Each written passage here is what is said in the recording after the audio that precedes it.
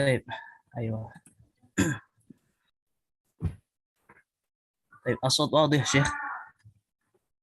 نعم. السلام عليكم. الصوت مسموع؟ Waalaikumsalam warahmatullah. Suaranya jelas ya? Sudah Ya, jelas? alhamdulillah jelas. Jelas ya? Baik. Ustadz Ahmad Budianto sudah direkam ini? Nah, kelas. Khalas, Masya Allah. Baik. Ayo.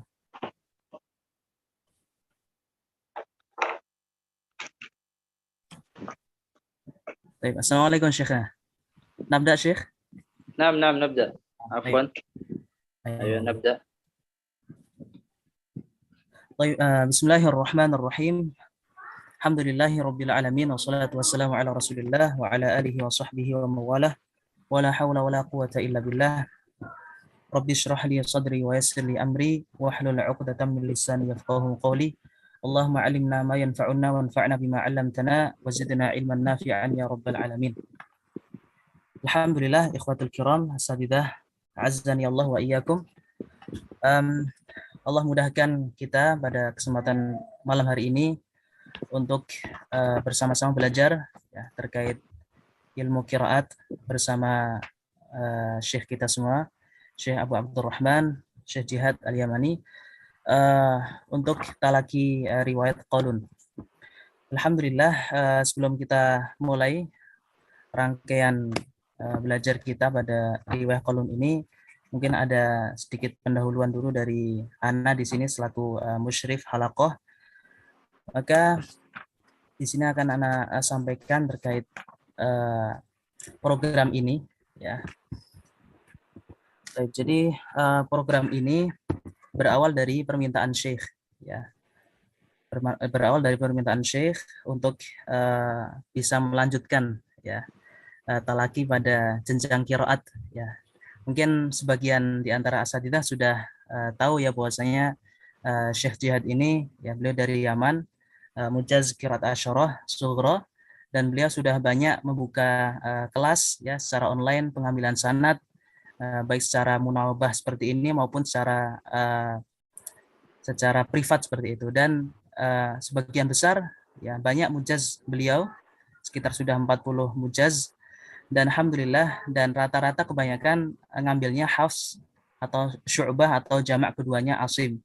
Maka dan beliau menginginkan sekali untuk kita upgrade naik ke jenjang qiraat, yaitu kita mulai pada riwayat Qalun.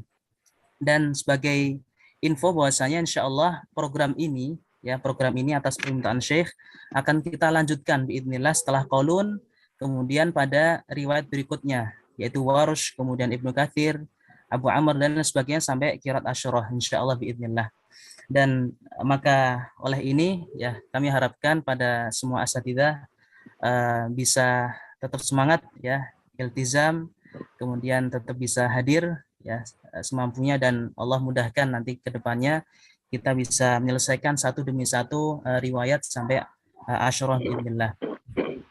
Baik, kemudian untuk teknis talakinya kita sekali lagi mungkin sudah Ana kasih tahu sebelumnya lewat broadcast ya, di situ sistemnya munawabah ya. Jadi memang walaupun munawabah tapi ini adalah cara yang bagus ya, terutama bagi yang masih pemula di dalam ilmu qiraat ya, karena di dalam metode munawabah ini ya seperti tadarus, dan di situ akan dibahas usulnya ya. Jadi nggak cuma membahas secara usul kemudian ciri khas dari riwayat tersebut, tapi di situ disertai dengan praktek, dan prakteknya nggak cuma satu surat, satu juz, tapi 30 juz seperti itu. Dan ini afdol ya daripada di luar sana kita banyak temukan daurah qiraat kemudian usul, tapi biasanya prakteknya cuma beberapa surat atau satu juz atau juz 30. Tapi ini adalah prakteknya munawabah 30 juz, dan ini insyaallah afdol dan cocok bagi yang masih pemula di ilmu qiraat. Baik, dan Maka sebelum kita mulai, jadi pertemuan awal-awal ini, ya paling enggak 2 pertemuan atau 3 pertemuan akan kita bahas seputar usul dulu. Usul atau kaidah pada riwayat qaulun ini. Kemudian nanti akan kita lanjutkan di situ mulai dari surat Al-Fatihah, Al-Baqarah sampai An-Nas biidznillah taala. Baik. Kemudian yang berikutnya yang Ana bilang tadi, ya program ini akan terus berlanjut ya, dan sesuai yang ada di broadcast bahwasanya estimasi kurang lebih kita sepekan 3 kali, ya hari Selasa, Kamis dan Ahad, dan kurang lebih insya Allah ketika kita bisa hadir terus, maka di situ kurang lebih 1,5 bulan atau paling maksimal paling enggak 2 bulan, itu paling maksimal. Tapi insya Allah kata Syekh kita akan terus kejar, dan insya Allah secepatnya 1 sampai 1,5 bulan biidznillah kita bisa selesai. Tapi kemudian setelah itu kita buka untuk riwayat yang lain. Tapi kemudian di sini mungkin terakhir Ana berikan informasi bahwasanya terkait iltizam ya. Maka dari awal sudah Ana cross check satu-satu ya. Mungkin Ana mohon maaf kalau misalkan apa namanya kurang maksimal, dan di situ intinya Ana ingin mentakkid dari masing-masing peserta untuk bisa hadir ya, terus mengikuti halakoh demi halakoh dan tetap bersabar ya. Dan Ana ingatkan bahwasanya dikarenakan ini adalah halakoh sanad atau halakoh riwayah, pengambilan riwayah, maka di dalam ilmu riwayah di situ dikenal namanya faut ya, ada faut ya. Nanti qadarullah, ketika misalkan qadarullah di antara peserta ada yang mungkin ada uzur atau di situ ada kendala atau mungkin terlambat seperti itu, dan otomatis dia punya faut, maka di situ insya Allah nanti yang penting ada catatan yang kita minta dari yang nanti punya uzur atau izin. Nanti yang penting antum semua punya catatan ya. Jadi antum harus mencatat di situ faultnya dari mana sampai mana. Supaya apa? Supaya nanti di akhir majelis ketika kita udah hatam, nanti akan kita buka majelis khusus terkait penambalan fault ya, penambalan fault langsung ke Syekh. Supaya apa? Karena ini majelis pengambilan sanad riwayah, kita harapkan riwayah kita bersambung ya, di situ secara kamilan. Kita mendengar ya, walaupun di situ apa namanya tadarus ya, ada satu baca kita mendengarkan ya, paling enggak di situ 30 juz ya, di situ diusahakan semuanya mendengar gitu. Adapun yang faut di situ dicatat, kemudian nanti di akhir majelis akan ada majelis afwad di akhir, akan dibacakan langsung pada Syekh ya. Mungkin seperti itu, karena juga kalau misalkan ada faut juga agak repot juga ya. Pertama ngatur waktunya nantinya, kemudian juga kalau ketinggalan juga di situ mungkin ada usul yang penting ketika penjelasan, maka dari awal sudah kita tanbih terkait iltizam waktu halakoh biidznillah. Baik, mungkin seperti itu yang bisa Anda sampaikan di awal ini. Ya paling enggak nanti ketika ada sesuatu yang perlu kita diskusikan akan kita beritahu di grup insya Allah, atau secara langsung seperti ini. Baik, untuk majelis pertama akan kita buka dengan pembahasan usul bersama Syekh Jihad. Baik Syekh, insya Allah nabda yani fi syarh al-usul, wa mungkin qabla an nabda hawla syarh al-usul, mungkin an yani يعني أن تقدم لنا يعني حول مقدمات في علم القراءات، وفي خاصة في رواية قول وغير ذلك، يعني تتعلق بعلم القراءات هكذا شيخ، لأن بعضنا يعني نحن جديد في هذا الفن يعني. طيب جزاك الله خير شيخ ونفع بك. آمين وإياكم. بسم الله، الحمد لله، الصلاة والسلام على رسول الله وعلى آله وصحبه ومن والاه ومن استنى اقتدى واتبع هداه إلى يوم الدين. أما بعد، قبل أن نبدأ بالحديث عن الإمام قالون، أولا نبدأ بتعريف بسيط وسريع للقراءات العشر. والقراءات هي قراءات 10، 7 في الشاطبية و3 في الدرة. وهذه القراءات المتواترة باتفاق العلماء، قراءات السبع اتفق العلماء على تواترها، يعني على أنها وصلت إلينا من الرسول صلى الله عليه وسلم إلى هذا الوقت بالسند الصحيح المتصل. وجزى الله بالخيرات عنا أئمة لنا نقلوا القرآن عذبا وسلسلا. والقراءات هي معروفة عند القراء، وأول القراء هؤلاء قالون. أول القراء نافع وراويه قالون. قالون شيخه نافع. ونتحدث الآن بصورة مختصرة عن الإمام نافع. الإمام نافع هو إمام قراء المدينة المنورة في عصره، واشتغل بإقراء الناس زمنا طويلا، وأصبحت قراءة الإمام نافع هي قراءة أهل المدينة. وكان الناس يقرؤون بقراءة الإمام نافع زمنا طويلا. نعم أستاذ رزقي، أنت تترجم أو لا بأس بالعربية؟ طيب mungkin sebelum ana lanjut mungkin urid an asal awalan Syekh ila yani musyarikin. Taib ikhwatul kiram, mungkin ini kira-kira perlu terjemah nggak kira-kira? Atau insya Allah semuanya udah paham ya, insya Allah biidznillah ya. Jadi mungkin kalau untuk awal majelis awal ini kan terkait apa namanya muqaddimah aja. Adapun nanti mungkin ketika ada masuk usul mungkin baru ana jelaskan seperti itu. Atau bagaimana? Ala rahatikum. Apakah perlu diterjemahkan? Atau langsung aja ya, biar waktunya juga bisa apa namanya efektif. Ya mungkin nanti pas materinya Pak Ustadz. Ya, baik. Insya Allah masih bisa dipahami ya di awal ya. Baik. Mafhum insya Allah Syekh. يعني استمر. نعم.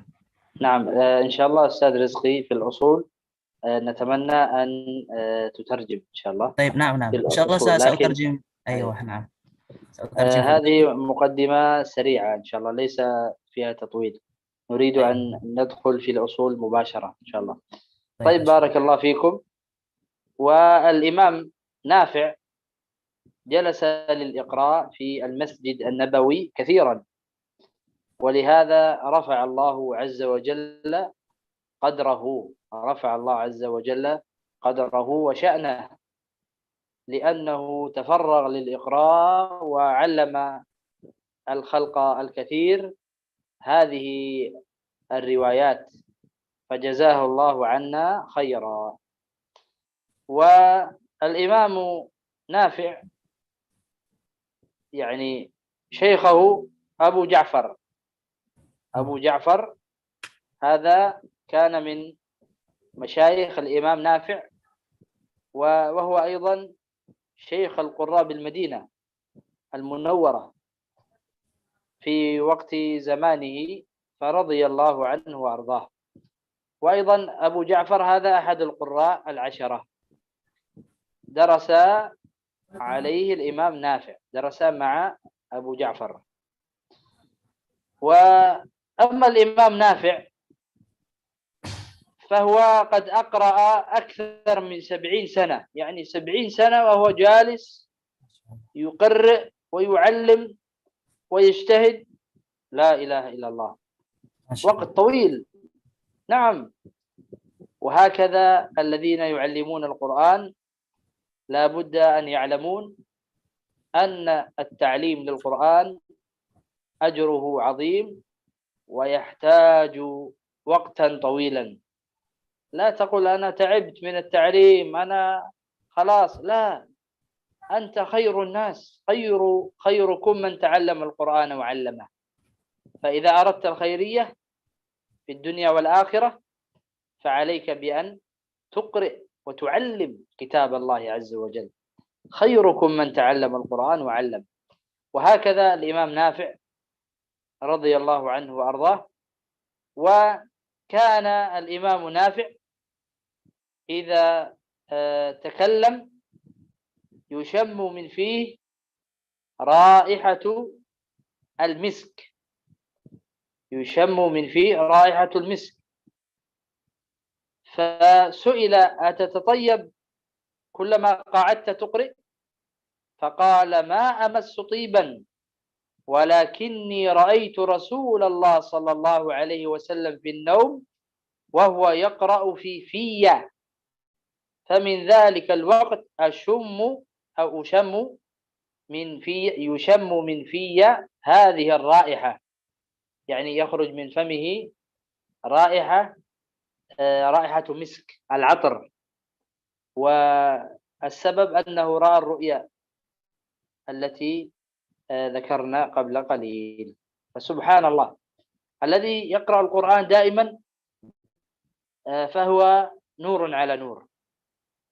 طيب، درس مع الإمام نافع طلاب كثيرين، لكن هناك طلاب اجتهدوا. وانتبهوا لهذه الكلمة: اجتهدوا وأعطوا من عمرهم للقرآن الكريم الوقت الكثير، بل الوقت كله. فالذي يعطي عمره لكتاب الله عز وجل الوقت الكثير فليبشر بالخير في الدنيا والخير في الآخرة، كما قال الإمام الشافعي: من أراد الخير في الدنيا فعليه بالقرآن، ومن أراد الخير في الآخرة فعليه بالقرآن، ومن أرادهما معا فعليه بالقرآن. فهناك طلاب اجتهدوا مع القرآن وتعلموا من الإمام نافع، فرفعهم الله عز وجل في الدنيا والآخرة، نحسبهم كذلك في الآخرة من العالين. فمن هؤلاء الإمام قالون جلس كثيرا يدرس كثيرا مع الإمام نافع، درس وكرر وأعاد، ودرس قواعد القراءة، درس أصول الرواية، درس الكلمات، درس الآيات، حتى أتقنها، فرفعه الله عز وجل. قالون هو صاحب الرواية التي سندرسها بإذن الله عز وجل. قالون اسمه أبو موسى عيسى ابن مينا، عيسى ابن مينا بالقصر، مينا.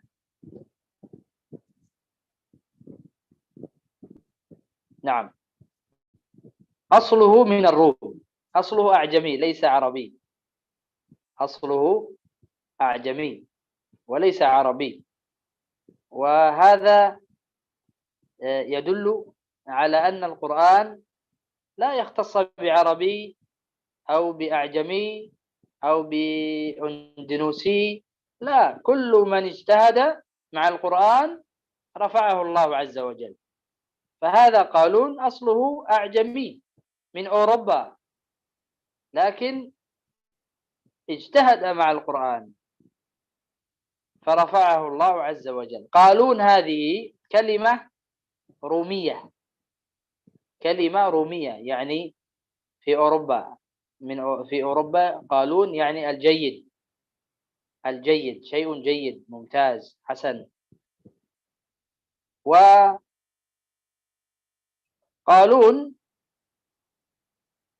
قال ابن الجزري: سألت الروم عن ذلك فقالوا نعم، غير أنهم نطقوا لي بالقاف كافا على عادتهم، يعني قرأوا كالون، نعم، غيروا القاف على عادتهم. وهكذا بعض القراء يقرأ المستقيم، اهدنا الصراط المستقيم، يبدل القاف كاف. وهذه عادة أو لهجة، وهو خطأ طبعا، هذا خطأ. صحيح المستقيم وليس، فقالون صحيح وليس كالون. نعم. بارك الله فيكم. ولد قالون سنة 20 و100، 120 للهجرة ولد قالون. قرأ القرآن على نافع مرات كثيرة، واختص به كثيرا، وقيل إنه كان ربيب نافع، يعني كان يتربى في بيت الإمام نافع. وروي عنه قوله: قرأت على نافع قراءته غير مرة وكتبتها في كتابي، يعني مرات كثيرة وأنا أكرر. فهذه أو هذا التكرار رفع الله من شأن الإمام قالون، رفع الله من شأن الإمام قالون بسبب التكرار والاجتهاد. نعم، بارك الله فيكم. وقالون له طلاب كثير درسوا عليه وأخذوا منه العلم، وكذلك انتشر علمه ووصل سنده إلينا صحيحا متواترا بفضل الله عز وجل. ونختصر الكلام لأن الكلام يطول عن هؤلاء العلماء العظام الذين بذلوا لهذا الدين وضحوا بأعمارهم وأوقاتهم من أجل أن يوصلوا إلينا كتاب الله عز وجل فضا طريا قضا طريا، وصل إلينا بحمد الله عز وجل سهلا متواترا صحيحا. فجزى الله هؤلاء الأعلام عنا وعن أمة محمد صلى الله عليه وسلم خير الجزاء.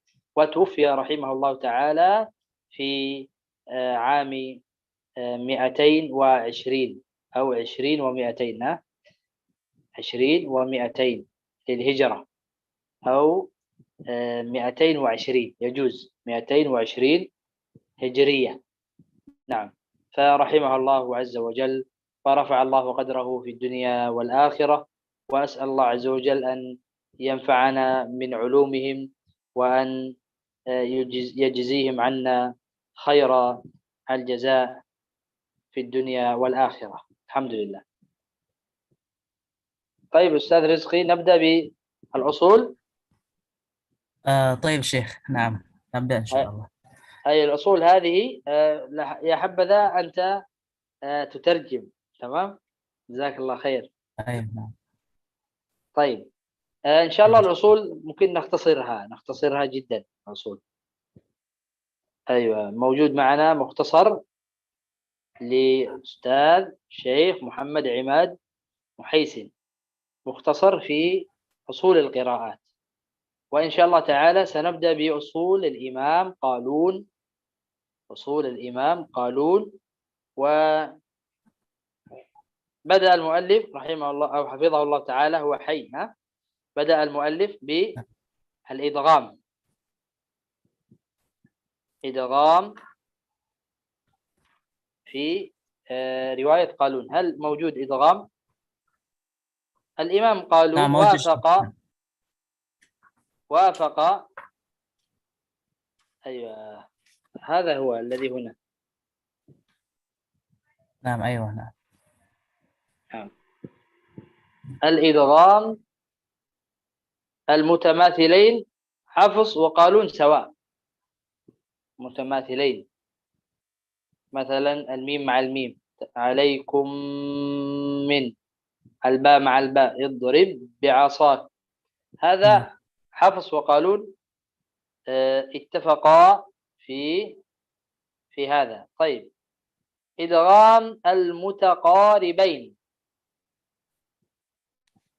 إدغام المتقاربين قالون قرأ بإدغام الذال في التاء في كلمة فأخذت اتخذتم أخذتم قرأ فأخذت اتخذتم أخذتم لا يوجد ذال خلاص غير موجود. نعم. ووافق حفص في الباقي، اتفقوا قالون وحفص فيما عدا هذا. نعم. Nah, baik. تفضل. Baik, bismillah. Kita masuk usul di sini, usul riwayat qaulun an-Nafi'. Di sini muallif memulai dari bab idgham, ya, al-idgham. Sebagaimana telah ma'ruf kita ketahui idgham ada 3, ya. Ditinjau dari makhrajnya dan sifatnya. Di sini ada mutamathilain, ada mutaqaribain dan mutajanisain, ya. Untuk yang pertama, usul riwayat qaulun pada idgham mutamathilain di sini sudah sepakat dengan bacaannya Hafs, nggak ada perbedaan. Ya, jadi tadi saya bilang mim ketemu mim, ba ketemu ba, itu nggak ada perbedaan. Kelas sama dengan Hafs. Kemudian yang kedua, idgham mutaqaribain. Ya, mutaqaribain di sini yang beda dengan Hafs hanya pada pertemuan zal dengan ta. Ya, maka di situ qaulun ketika ada zal bertemu ta, ya maka di situ apa? Diidghamkan akhadtum gitu. Adapun sisanya, sisa idgham mutaqaribain yang ada di qaulun itu sama dengan Hafs seperti itu. Naam Syekh. طيب بارك الله فيكم. نستمر. إدغام المتجانسين. قرأ قالون يلهث ذلك ويلهث ذلك بالوجهين، كذلك يركب معنا بالوجهين إدغام وإظهار، ويعذب من يشاء قرأ بالإدغام يعذب من يشاء بإدغام الباء في الميم. نعم. Yang berikutnya itu idgham mutajanisain. Ya, di sini ada 3 ya. Yang di situ berbeda dengan Hafs, maka di situ pada kalimat ya yalhadzalik, maka di situ qaulun punya 2 wajah. Pertama idgham yalhadzalik, kemudian yang kedua dengan izhar yalhadzalik. Ya, yaitu dengan menampakkan sa-nya kebaca dan kemudian zalnya juga jelas. Kemudian yang kedua pada kata irkam ma'ana, maka di sini qaulun dengan 2 wajah. Ya, pertama dengan idgham sama seperti Hafs irkam ma'ana, dan yang kedua dengan izhar irkab ma'ana. Kemudian kata ketiga atau kalimat ketiga di sini pada kata yu'adzibu may yasha. Nah, maka di sini qaulun beda dengan Hafs. Maka qaulun di sini apa dengan mengidghamkan ba ke mim. Jadi yu'adzim may yasha. Ya. Jadi pada pembahasan idgham mutajanisain di riwayat qaulun ini khilafnya ada di di 3 tempat ini. Baik. Naam Syekh.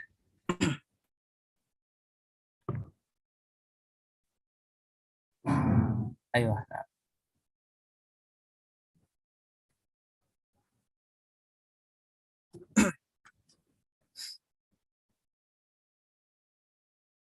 Baik, tafadhal Syekh.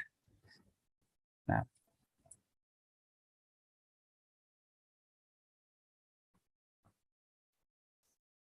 الصوت غير مسموع شيخ. نعم لم نسمع صوتك. Oh, udah keluar ya.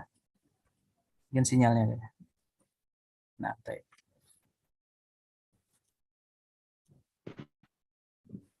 طيب عفوا. نستمر أستاذ رزقي. طيب بارك الله فيكم. التقاء الساكنين، الصفحة على اليمين، التقاء الساكنين. وافق حفص في كيفية التخلص من الساكنين إلا إذا كان الساكن الثاني فعل يبتدى به بالضم، تخلص من ذلك بضم الساكن الأول. أنعبد أو انقص كشجرة نجتثت. فإن الإمام قالون يضم الساكن الأول إذا كان بعده فعل، إذا كان بعده فعل. نعم. أنعبد. حفص يقرأ أن يعبدوا. أو انقص يا أيها المزمل قم الليل إلا قليلا نصفه أو انقص منه قليلا. قالون يقرأ بالضمة أو انقص منه قليلا. كشجرة نجتثت. حفص قالون يقرأ بالضمة كشجرة نجتثت. هذا التقاء الساكنين إذا كان الثاني فعل. وأما غيره فإن قالون يوافق حفص في ذلك. نعم. Kemudian bab kedua di sini dibahas terkait iltiqaus sakinain, yaitu pertemuan dua sukun, ya pertemuan dua sukun. Maka di sini kaidahnya atau usulnya di riwayat Qalun, maka di sini ada keterangan di sini kaidahnya disuruh dengan mendomahkan, ya dengan memberikan harokat domah pada hamzah wasal. Apabila setelahnya itu berupa fi'il, fi'il yang ketika ibtidak dari situ itu harokat hamzah wasalnya dhammah. Contohnya u'budu, unqus, ujtutsat, ya. Maka di situ huruf sebelumnya yang sukun itu maka harokatnya dhammah. Ya, jadi harokat hamzah wasal ketika ibtidak itu kan dhammah, maka di situ pindah ke sebelumnya yaitu di nunnya itu. Ya, misalkan jadi menjadi anu'budu awunqus kasyajaratin ujututsat, seperti itu. Jadi kalau hafs itu dengan kasroh, maka kalau Qalun itu dengan dhammah, dengan syarat apabila setelahnya itu fi'il. Nah, نعم بارك الله فيكم. السكت قالون لا يسكت.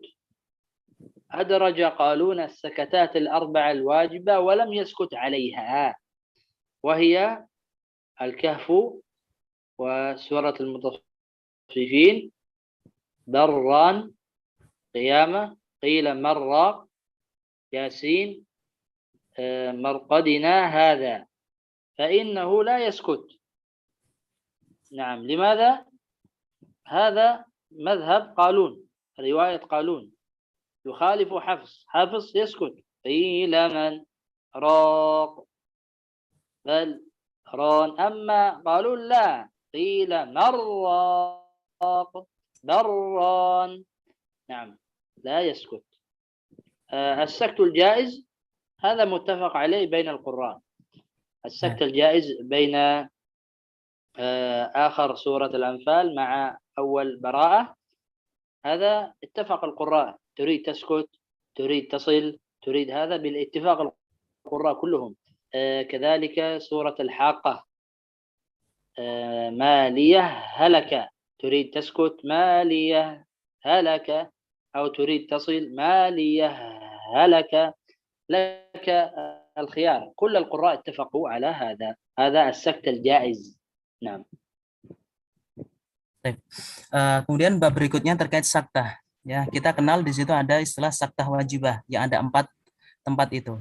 Maka di sini kesimpulannya adalah saktah wajibah itu adalah kekhususannya hafs, ya hafs, torik, syatibiyah saja. Adapun qiraat yang lain itu tidak dikenal istilah saktah wajibah yang 4 itu. Jadi Qalun di sini ketika ketemu saktah wajibah yang di 4 tempat itu dengan mengidghamkan, ya misalkan iwajan qayyima kalla barrana dan lain sebagainya tadi sudah dicontohkan oleh Syekh. Jadi tidak ada saktah wajibah di situ. Adapun di situ pembagian yang kedua itu ada saktah wajibah dan ada saktah jaizah.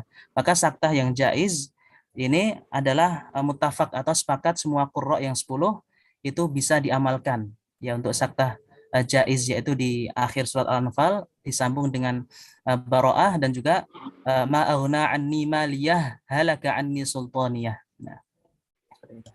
Nah, Syekh. نعم بارك الله فيك أستاذ رزقي جزاك الله خيرا. Oh, iya. نستمر. الإشمام. رواية قالون في كلمة سيئة وسيئت يقرأ بإشمام كسرة السين بالضمة، ضم الشفتين، سيئة سيئت، يضم الشفتين إلى الأمام في حرف السين. فلما رأوه زلفة سيئت. نعم. يا شيخ ممكن لو سمحتم أن تفتح الكاميرا لكي يعني نعم يرون. انظر. أيوة أنا نعم. رأيت صورتك فقط موجودة. نعم. طيب تفضل شيخ. نعم لا بأس. أيوة طيب نعم. تفضل. هل تروني الآن؟ نعم شيخ نعم رأيت. طيب هكذا الإشمام سيئة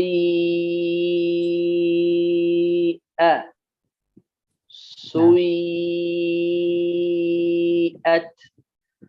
فلما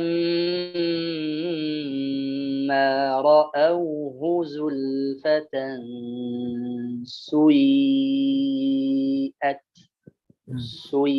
نعم بارك الله فيكم.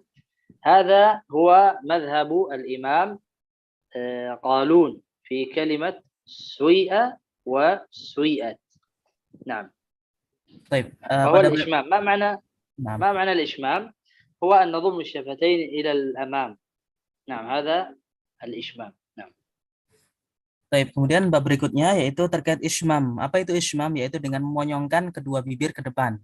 Itu yang dikatakan Syekh tadi. Dan madhab atau usulnya Qaulun di sini ada sedikit perbedaan dengan Hafs. Maka di dua kata, yaitu di dua kata pada kata si'a dan si'at.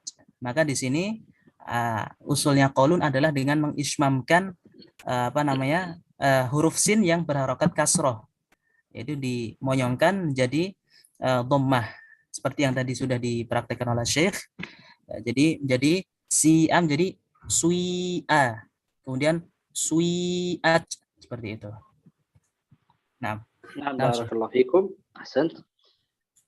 أيضا مذهب الإمام قالون في كلمة هو وهي فيسكن الهاء، يقرأ بالسكون بشرط يأتي قبل هو وهي قبلها ثم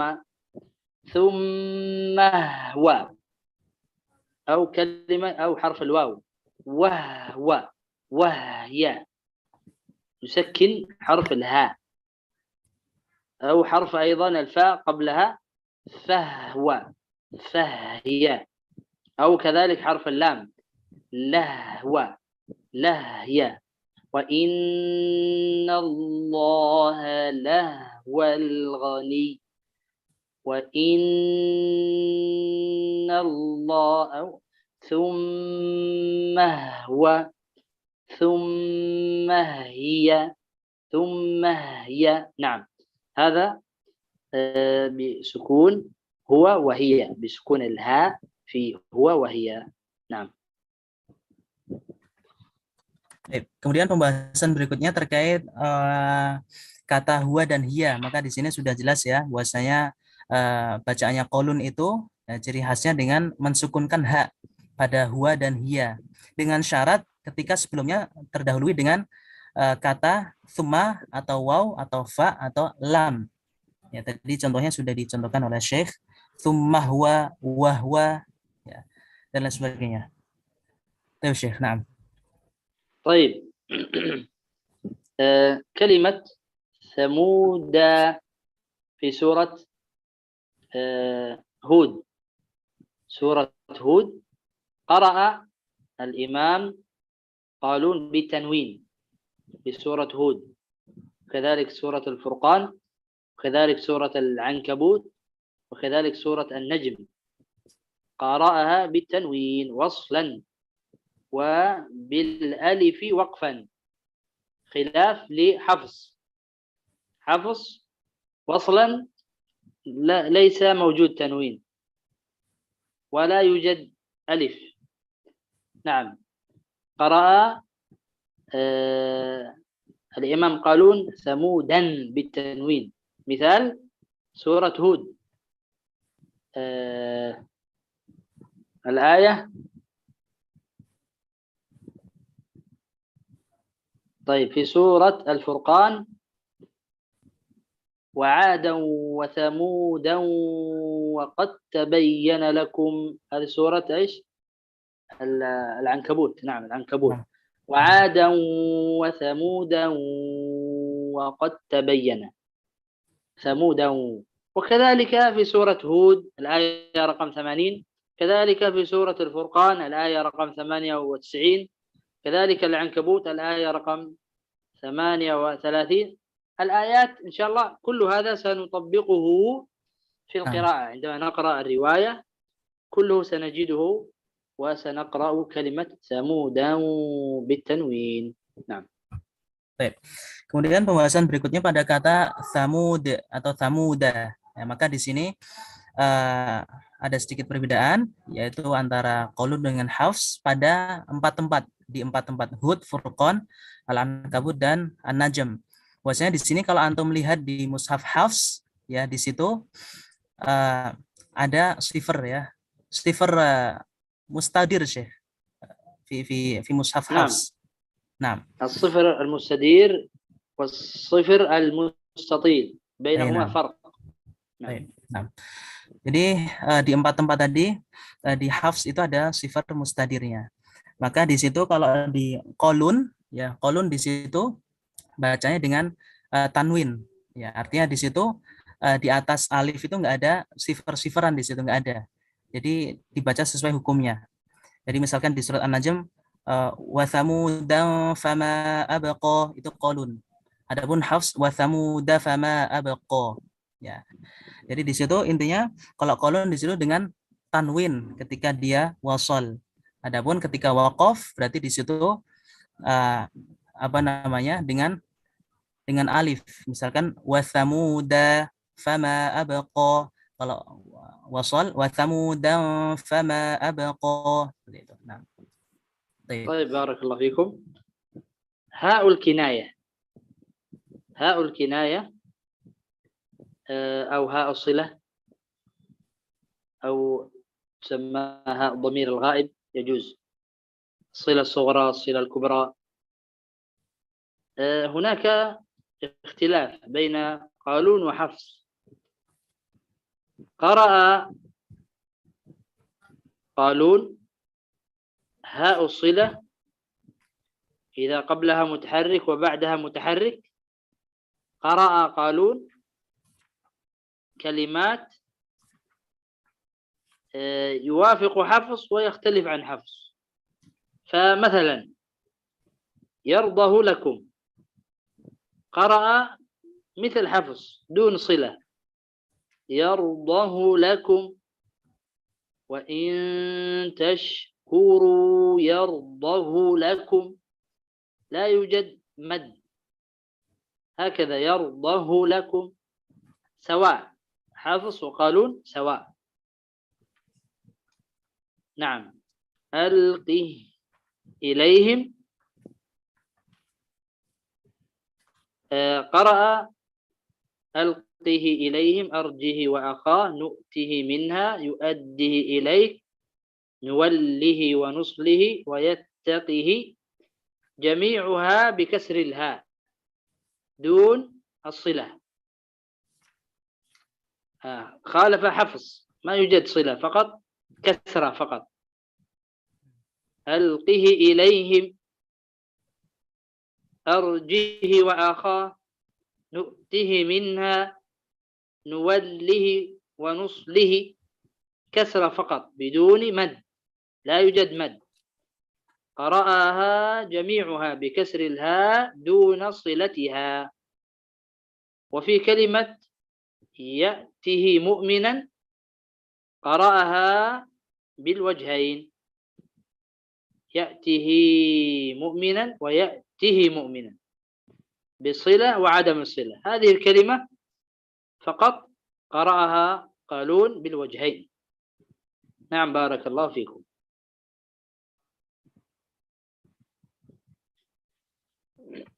Kemudian pada bab berikutnya ini adalah terkait bab baru yaitu haul kinayah atau haul dhamir ghaib. Maka di sini haul kinayah ada dua di sini pembagiannya. Pembagian pertama ketika ada hak kinayah sebelumnya itu berharokat dan setelahnya berharokat. Ya, maka di sini qaulun membaca haul dhamir disilahkan atau dipanjangkan. Ya, ketika ada hak dhamir seperti itu, sebelumnya berharokat, setelahnya berharokat, maka qaulun membaca dengan dipanjangkan. Ya, lahu seperti itu. Kecuali pada beberapa tempat yang ada di tabel. Silakan bisa dilihat. Kecuali di sini pada kalimat az-zumar yardahu lakum, ya, alqihi ilaihim arjihi wa akhah nu'tihi minha yu'addihi ilaik nuwallihi, ya, wayattaqihi. Maka di sini hak-haknya ini dengan pendek, bacanya dengan pendek. Yang mana di sini berbeda dengan Hafs, yaitu Hafs bacanya dengan panjang. Ya. Maka dibaca di sini dengan kasroh haknya tanpa dipanjangkan. Dan di sini di paling bawah ada pada kata ya'tihi mu'mina pada surat Toha, maka di sini qaulun ada dua wajah, bisa dipanjangkan dan bisa dipendekkan. Ya'tihi mu'mina atau ya'tihi mu'mina seperti itu. Naam Syekh. نعم. أيضا بارك الله فيكم، هاء الصلة إذا قبلها ساكن وبعدها ساكن، أو قبلها متحرك وبعدها ساكن، أو قبلها ساكن وبعدها متحرك، هذه أقسام هاء الصلة يتحدث عنها أهل التجويد دائما بالتفصيل، لكن نحن في هذه الرواية لا نتطرق إلا باختصار نتحدث. فقرأ قالون دون صلة في هاء الضمير في كلمة فيه مهانة، فيه مهانة، خالف حفص في هذا. حفص يقرأ مثل ابن كثير فيه مهانة، هذا الموضع، لكن قالون لا، خالف حفص فقرأ بدون مد فيه مهانة. هذا في سورة الفرقان. كلمة عليه الله وما أنسانيه إلا الشيطان قرأها بالكسر، بكسر الهاء، عليه الله كسرة، وما أنسانيه إلا الشيطان قرأ بالكسر الإمام قالون رحمه الله تعالى. Nah. Kemudian di kata yang lain, yang mana di sini Imam Qaulun membaca tanpa dipanjangkan dunal silah, maka di sini contoh lain misalkan pada kalimat di surah Al-Furqan fihi muhana, ya. Kalau Hafs itu bacanya panjang fihi muhana seperti Ibnu Katsir, maka kalau Qaulun di sini bacanya dengan pendek fihi muhana sesuai dengan kaidah haul kinayah, sesuai kaidahnya gitu aja. Kemudian pada kata alaihillah kemudian ansanihi illa syaitan, maka dua kalimat ini qaulun baca dengan kasroh, dengan mengkasrohkan haknya. Intinya apa? Intinya sesuai dengan kaidah nahwu gitu aja. Ya, jadi cuma Hafs doang yang di situ membacanya dengan mendomahkan haknya. Alaihullah ansanihu illa syaitan. Hanya Hafs saja. Adapun seluruh qiraat sisanya itu dengan kasroh. Nah, Syekh. نعم بارك الله فيكم. أيضا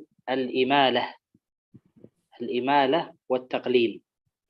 في رواية الإمام قالون رحمه الله تعالى فقط قليلة جدا كلمات. هو يقرأ مثل حفص سواء، لا يوجد إمالة إلا في كلمات قليلة. واحد، كلمة هير، جرف هير، إمالة. ثانيا التوريه، يجوز له الإمالة ويجوز له التقليل. التوراة، هذا تقليل. التوراة والإنجيل. ويجوز الوجه الآخر التوريت، لا عفوا، الوجه الآخر الفتح. نعم أحسنت. الوجه الأول التقليل التوراة، الوجه الثاني الفتح التوراة، مثل حفص سماء، مثل حفص. إذن الكلمة الأولى هير، إمالة كبرى فقط، قول واحد. الوجه الثاني التوراة والتوراة بالتقليل والفتح. وكلمة مجراها لا يوجد إمالة، لا يوجد، غير موجود. يقرأ مجراها بالضمة، مجراها. أما حفص مجريها. نعم بارك الله فيك. Taib. Pada pembahasan berikutnya yaitu terkait imalah dan taklil. Maka di sini tadi Syekh bilang bahwasanya kolun ini sedikit ya atau minimalis dibandingkan dengan qiraat yang lain ya, yang di situ ada banyak ya imalah dan taklil. Adapun di sini pada kolun di situ hanya memiliki imalah ada dua ya, ada imalah kubro dan sugro ya, dan nah, gitu. Adapun yang imalah atau imalah kubro pada riwayat kolun ini hanya ada satu tempat saja yaitu pada surat At-Taubah, jurufin herin gitu. Cuma di situ aja, di sisanya nggak ada. Sekalipun di situ pada kata majriha itu kolun bacanya dengan dhammah mimnya, mujoroha, jadi tanpa imalah. Adapun yang kedua taklil atau imalah sughra, di situ hanya ada satu kata saja, yaitu pada kata tauroh dimanapun tempatnya. Maka di situ kolun bisa dengan dua wajah. Pertama dengan fathah tauroh, kemudian yang kedua dengan wajah taklil taureh gitu. Nah, Syekh. طيب لفظ كلمة أنا اتفق القراء في الوقف بإثبات الألف. أنا، فقال أنا، هذا بالوقف اتفق القراء. لكن اختلفوا في الوصل، هل موجود ألف أو لا يوجد. فالإمام قالون إذا بعد كلمة أنا همزة مفتوحة أو همزة مضمومة أو همزة مكسورة، يعني هذه همزة قطع، إذا بعدها همزة قطع، إذا همزة قطع مفتوحة أو مضمومة قرأ بمد كلمة أنا. وأنا أول يمد، خلافا لحفص يقرأ وأنا أول، وأنا أول المسلمين. لكن قالون لا، قالون يمد، ويجوز لقالون، وهذا سيأتي، يجوز له المد المنفصل حركتين 4 حركات، وأنا أول وأنا أول. كذلك إذا بعد أنا همزة قطع مضمومة أيضا يمد مد منفصل. أنا أحيي، أحيي ضمة، هذا يمد. إذا كان بعد أنا همزة قطع مكسورة فله مثل حفص وله المد، له وجهان، له وجهان. نعم. أنا إلا وأنا إلا يجوز له الوجهان إذا كان بعد أنا همزة قطع مكسورة. نعم. بارك الله فيك. Nah, pembahasan berikutnya yaitu pada pembahasan lafadz ana, ya, lafadz ana. Maka ini berbeda ya, ada sedikit perbedaan dengan hafs. Kalau hafs itu kan, maka ana di sini ada dua macam, ya, pembagiannya ada dua. Kita lihat apabila ada lafadz ana setelahnya itu hamzah qata', ya, maka di situ kita lihat ya hamzah qata'-nya itu harokatnya fathah, kasrah atau dhammah. Maka kalau setelah lafadz ana itu harokatnya hamzah qata', harokatnya fathah atau dhammah, maka kita panjangkan lafadz ananya. Ana a'lam, ana uhyi, ya. Jadi dipanjangkan. Ya. Kalau misalkan hafs itu kan semua harokat hamzah qata'-nya itu kan tetap dibaca pendek ya. Ana a'lam, ana uhyi, ana illa. Tapi kalau qalun dipanjangkan apabila setelahnya itu hamzah qata' dan harokatnya fathah atau dhammah. Tapi kalau misalkan setelahnya itu hamzah qata' yang berharokat kasroh, maka di situ qalun punya dua wajah, bisa dibaca dua cara. Yaitu yang pertama dengan hadzaf seperti hafs, ana illa, atau juga bisa dibaca dengan dipanjangkan. Ana illa. Nah, Syekh. نعم. أما إذا كان بعد أنا غير همزة قطع فإنه قرأها بالحذف مثل رواية حفص: أنا عابد، أنا بشر، أنا بشر. لا يقرأ بالمد أنا بشر، أنا عابد. قرأ مثل حفص سواء بحذف الألف وصلا. نعم. Kemudian pembagian yang kedua, kalau lafadz ana setelahnya itu selain hamzah qata', ada lafadz ana setelahnya itu selain hamzah qata', jadi huruf-huruf biasa, ya, maka di situ bacanya sama seperti hafs, artinya tidak dipanjangkan, artinya di situ pendek, ya, contohnya ana abidun, ana basyarun, seperti itu. Nah, Syekh. طيب المدود قرأ الإمام قالون مثل حفص في جميع المدود: المد الواجب المتصل 5 حركات أو 4، المد الصلة، المد اللازم، المد البدل، اتفق. إلا في المنفصل خالف حفص من طريق الشاطبية، فهو يقرأ بحركتين القصر ويقرأ بالتوسط: إنا أعطيناك، ويقرأ إنا أعطيناك. نعم. هذا في المد المنفصل له الحركتين وله الأربع، خلافا للإمام حفص. نعم. Baik. Kemudian bab berikutnya, pembahasan berikutnya yaitu pada bab mad. Bab mad. Maka di sini mad ada banyak ya. Jadi semua bab mad itu qalun sama dengan hafs. Seperti misalkan ada mad badal, mad arid li sukun, ya mad lid, mad lazim itu sama dengan hafs hukumnya. Kecuali di situ pada pembahasan mad munfasil, mad jaiz munfasil. Maka di sini qalun bisa dengan dua cara, dua wajah. 2 harokat atau 4 harokat. Nah, Syekh. طيب ميم الجمع لهم فيها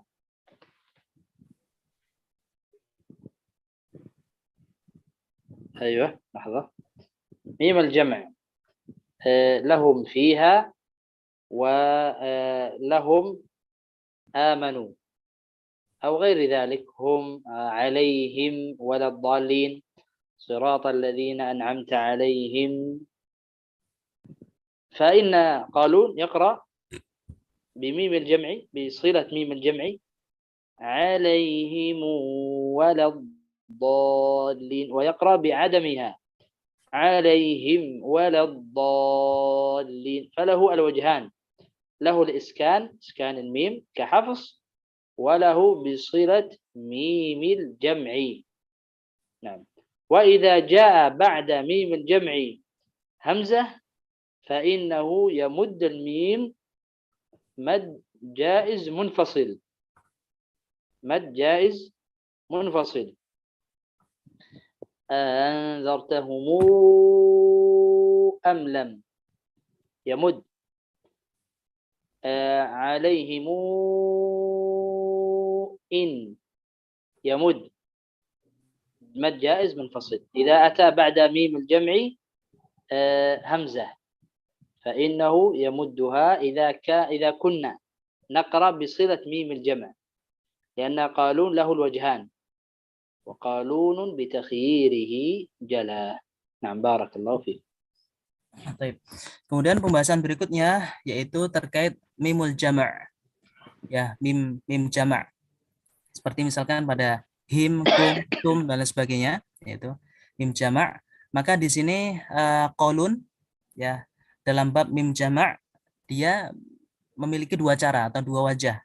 Pertama dengan sukun, mim jama'nya disukunkan, alaihim waladdallin, seperti Hafs disukunkan, atau di situ dipanjangkan, alaihimu ya, alaihimu waladdallin, seperti itu dipanjangkan.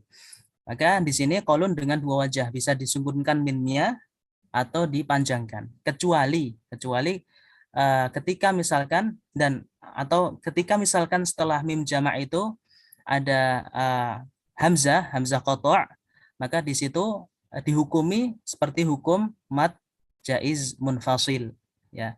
Jadi artinya bisa 2 harokat atau bisa 4 harokat ya.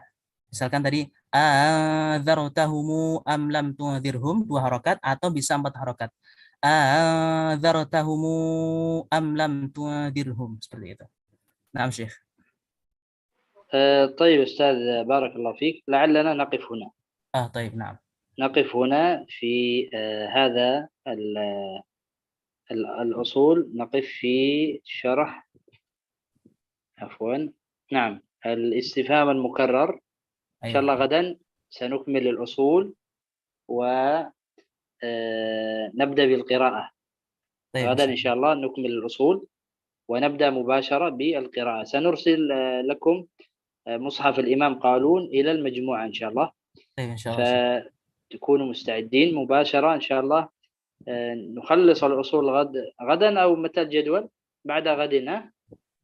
بإذن الله شيخ، يعني نخلص يعني الأصول أولا إن شاء الله. أيوة بعد غد. نعم. ونبدأ إن شاء الله مباشرة بمصحف قالون، ممكن نقرأ قليلا صفحة لا بأس. بارك الله فيكم وجزاكم الله خيرا، ووفقنا الله لما يحب ويرضى، ورزقنا الله وإياكم العلم النافع والعمل الصالح، ونسأل سبحانه وتعالى أن يجعلنا من الذين يتعلمون علم القراءات فينفعون الأمة الإسلامية بهذا العلم العظيم لتعلقه بكتاب الله عز وجل. ونسأل الله سبحانه وتعالى أن ينفع بنا وبكم الإسلام والمسلمين، إنه ولي ذلك والقادر عليه. صلى الله وسلم على نبينا محمد وعلى آله وصحبه وسلم. نعم. جزاك الله خير شيخ، بارك الله فيكم. نعم. وإياكم. طيب الختام. طيب di akhir insyaallah kita sampai sini pertemuan majelis perdana kita, yaitu muqaddimah ilmu qiraat, kemudian juga tadi terkait nizam, dan setelah itu dilanjutkan usul. Maka di sini insyaallah kita akan lanjutkan besok. Jadi paling enggak pembahasan usul ini butuh 2 majelis. Kemudian nanti majelis ketiga insyaallah yaitu hari Ahad kita akan mulai langsung talaki dari Al-Fatihah, Al-Baqarah dan seterusnya. Dan yang perlu ana sampaikan bahwasanya mungkin ya ketika kita belajar usul seperti ini belum tergambar seperti itu ya, dan nanti insya Allah akan tergambar ketika sudah pada tempatnya, ketika kita udah turun di lapangan dan di situ akan dibahas satu-satu ya, ketemu di situ pembahasannya insya Allah akan lebih mudah ya. Jadi seperti ini tahapan talaki kita insya Allah. Baik, mungkin seperti itu asatidzah sekalian. Mungkin sebelum kita tutup ada yang mau ditanyakan, silakan bisa ditanyakan langsung lewat mic, silakan. Terkait teknis atau terkait materi dan lain sebagainya. Ustaz, Anda tanya ya Ustaz. Nah, tafadhol Ustaz. Tadi sempat terputus saya waktu pembahasan mim jama' Ustaz. Oh ya. Baik. Nah, Ana jelaskan singkat ya di sini. Jadi terkait mim jama', hum, kum, tum dan sebagainya, ya maka di sini Imam Qalun sedikit berbeda dengan Hafs. Maka Iya. di sini Imam Qalun terkait pembahasan mim jama' punya dua cara, Ustaz. Dua wajah, yaitu dengan disukunkan alaihim waladdallin atau dengan dipanjangkan alaihimu waladdallin. Ya, jadi disukunkan atau dipanjangkan, namanya silah. Ya, kemudian poin berikutnya ketika nanti antum temukan di situ mim jama' dan setelahnya itu adalah hamzah qata', ya maka di situ hukumnya adalah seperti hukumnya mad jaiz munfasil. Artinya apa? Bisa dibaca dua cara. Misalkan tadi adzartahumu am lam tuadirhum. Ya, itu kan mim Dua. jama' setelahnya apa? Hamzah qata'. Hamzah. Ya. Jadi kan di situ hukumnya apa? Mad jaiz munfasil kan. Sedangkan Ya. tadi sudah kita bahas mad jaiz bisa dua cara. Dua harokat atau empat harokat. Nah, Ya. seperti itu, Ustaz. Ya, syukran Ustaz. Ya, mungkin ada lagi.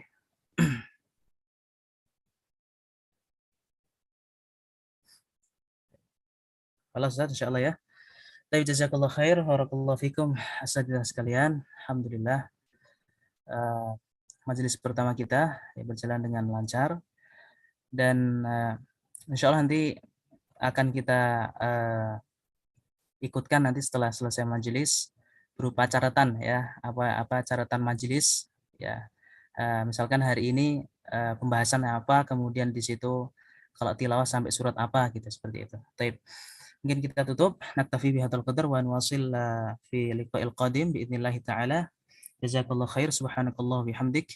Nashhadu an la ilaha illa anta nastaghfiruka wa natubu ilaik. Wassallallahu ala nabiyina Muhammad wa ala alihi wa sahbihi ajma'in. Dan nanti kalau misalkan ada pertanyaan atau ada yang perlu disampaikan, silahkan sampaikan di grup, kita diskusi bareng insyaallah. Baik. Assalamualaikum warahmatullahi wabarakatuh. Waalaikumsalam.